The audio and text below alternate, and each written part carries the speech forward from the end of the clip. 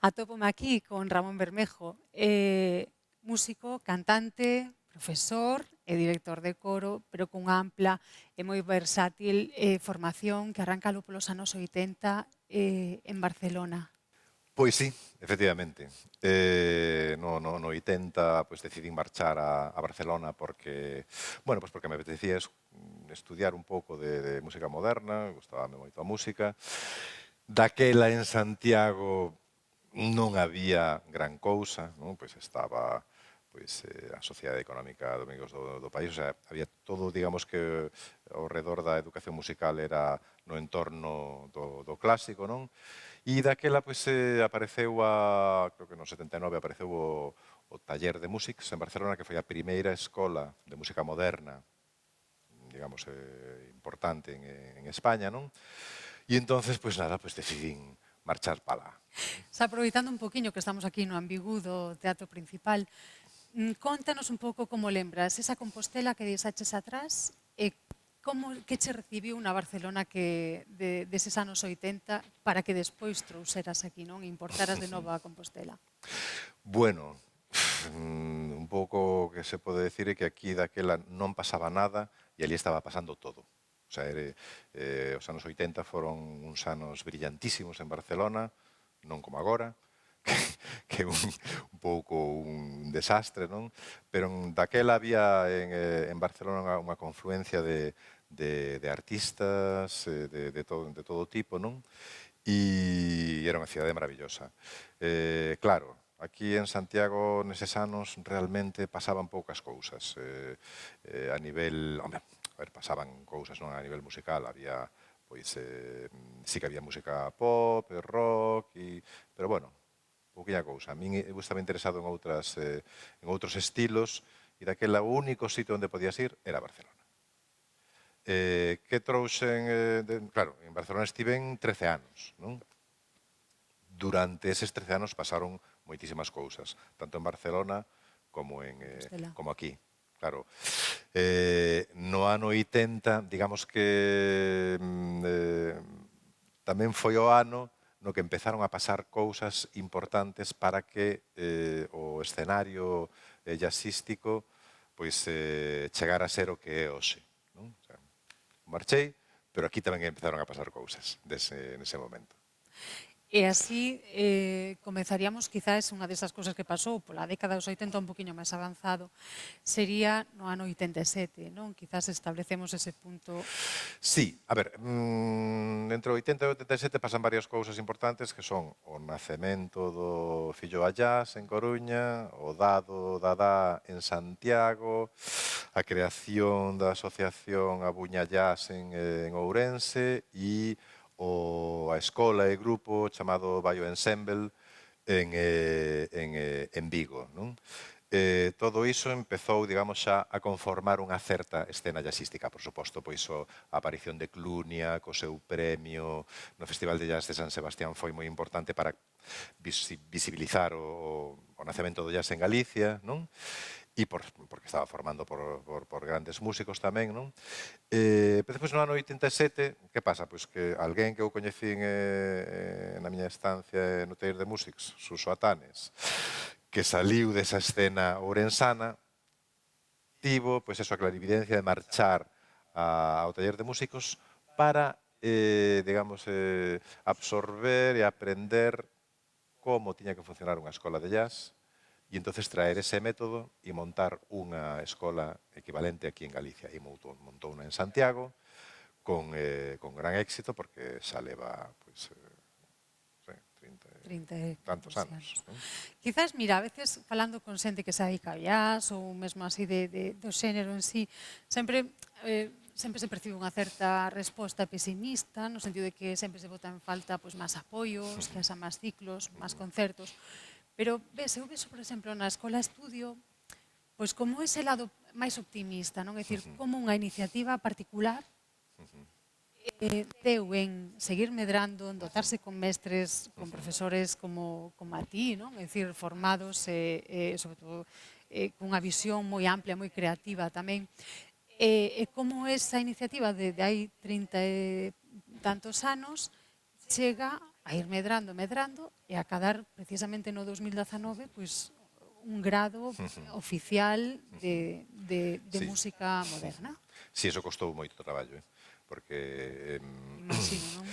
Pero bueno, ata ese momento, digamos que o traballo que fixo a Escola Estudio foi moi importante, porque desde a Escola Estudio foi desde a que se mandou, digamos, a músicos claves, pues como son Abel Rábade, Paco Charlín, Víctor Prieto, bueno, moita xente a estudiar fora, non? E sobre todo a Estados Unidos, a Berkeley School, pois outros marcharon tamén a Holanda, Portugal, posteriormente, non?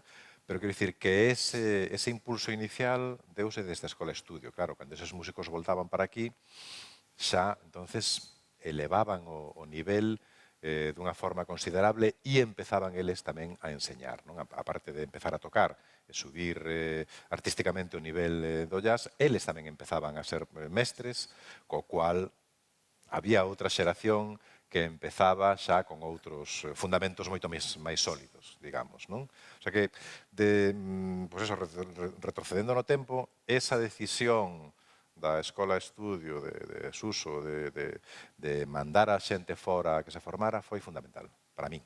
Foi fundamental. De retroalimentación, además, eso, donde tamén acaba gañando toda Galicia e Compostela en particular, non? É dicir, que a volta Efectivamente. de... Sí, sí, sí, sí. Porque despois, claro, todos os músicos vían que o que había que facer era marchar, sair, o sea, que aquí se podía chegar hasta un certo punto, pero que marchando iban a completar os seus estudios dunha forma moito máis sólida. Sólida, sí, moi ben. E así, por exemplo, ti agora topaste á frente do Coro da Rá. Sí. Eh, a verdade é que todas as actividades que sempre propoñedes, falábamos antes dos concertos comando, non? Na cidade, na rúa, é dicir, esa creatividade, ese partir dunha agrupación coral para darlle outra volta, non? Cas músicas modernas.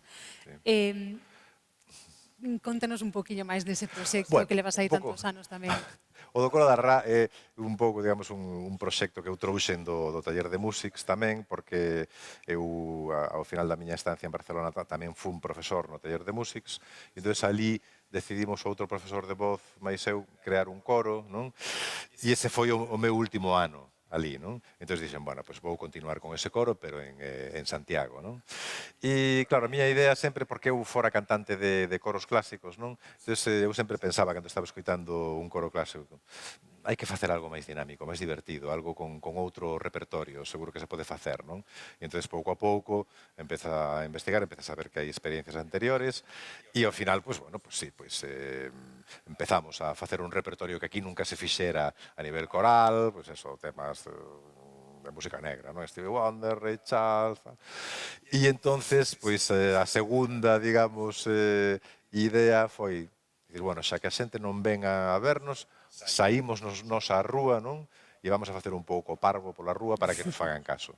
E ese tivo bastante éxito, non? O sea, que dicir, misturar un pouco, pois, o que pois, accións teatrais con música, eu creo que funciona moi ben. Se se fai con unha certa gracia, funciona ben. Esa que falamos así de novas visións, non? Como ves ou como te imaginas o panorama jazzístico do que ven agora? E que é un pouco contradictorio, porque agora eu creo que hai un nivel brutal no jazz galego, o sea, que decir, hai un nivel que non temos que envexar a ninguén, non? Ves a producción discográfica e, vamos, o sea, que hai é todo moi bo, non? En todos os estilos, ademais, o sea, non é que este todo o mundo facendo jazz contemporáneo, non, non, non, non. O sea, hai xente facendo cousas máis ligadas ao hard bop, ou bebop, ou swing, non? E todo ten moito nivel, o sea, xa... E que pasa? Pois que, por outro lado, non hai sitios onde tocar. Hai poucos sitios onde tocar, poucos festivais, o sea, que dicir, vivimos tempos moito mellores, non? E entonces o espazo donde desarrollar, digamos, a música de jazz en Galicia reduciuse un pouco. Vamos a ver agora nestes anos que veñen acontece. post-pandémicos, a ver que pasa, non? Pero é un pouco triste. Xa que estamos tamén aquí neste emplazamento non tan relevante, tan destacado da cidade que é o Teatro Principal, non? Un núcleo cultural por antonomasia, non? Que papel tivo ou crees que tivo no jazz aquí en Santiago? Hombre, polo Teatro Principal pasaron músicos de primeira línea do panorama así internacional, non? Así que eu lembre de ver aquí a Tom Harrell, a Ron Carter, a Kurt Rosenwinkel, bueno, agora non se me veñen, Brad Meldau, bueno, o Principal é un escenario fantástico para ese tipo de concertos, porque sendo un teatro, pois é un teatro así de tamaño medio, con unha acústica moi boa para este tipo de concertos, non?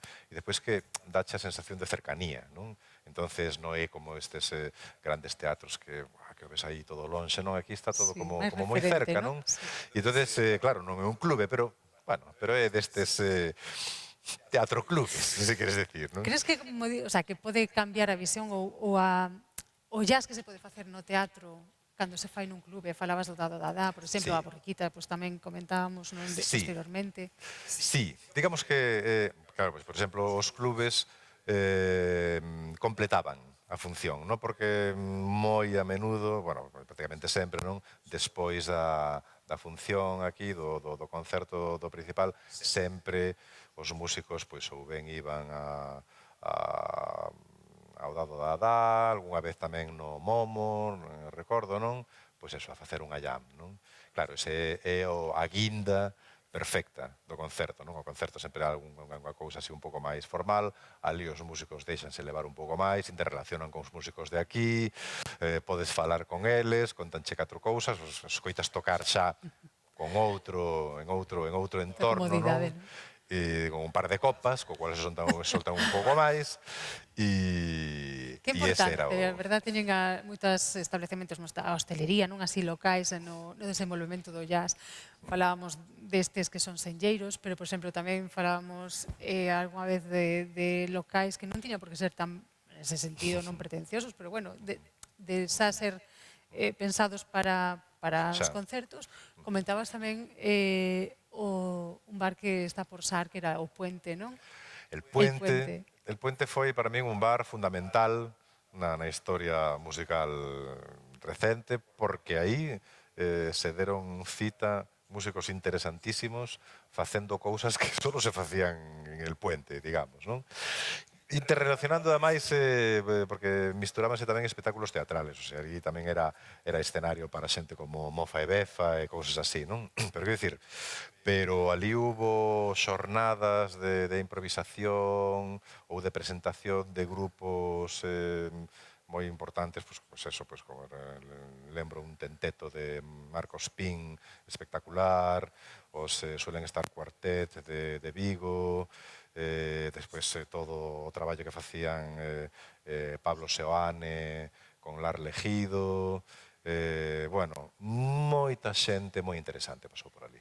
Entón, con que nos quedamos? Coa visión pesimista de que se precisan moitos apoios institucionais ou coa optimista de que calquer iniciativa particular pode dar lugar a acubillar, por exemplo, espectáculos de jazz ou ao nacemento dunha big band, por exemplo, ou algunha agrupación así jazzística? Hombre, a ver, os artistas sempre van seguir facendo arte, non? O sea, como decía Margaret Thatcher no seu momento, aos artistas ni un duro total, van seguir facendo arte igualmente. E esa é un Tal pouco cual. a triste realidade, non? O Sí. sea, que decir, a pesar de todo, as cousas siguen adiante, non?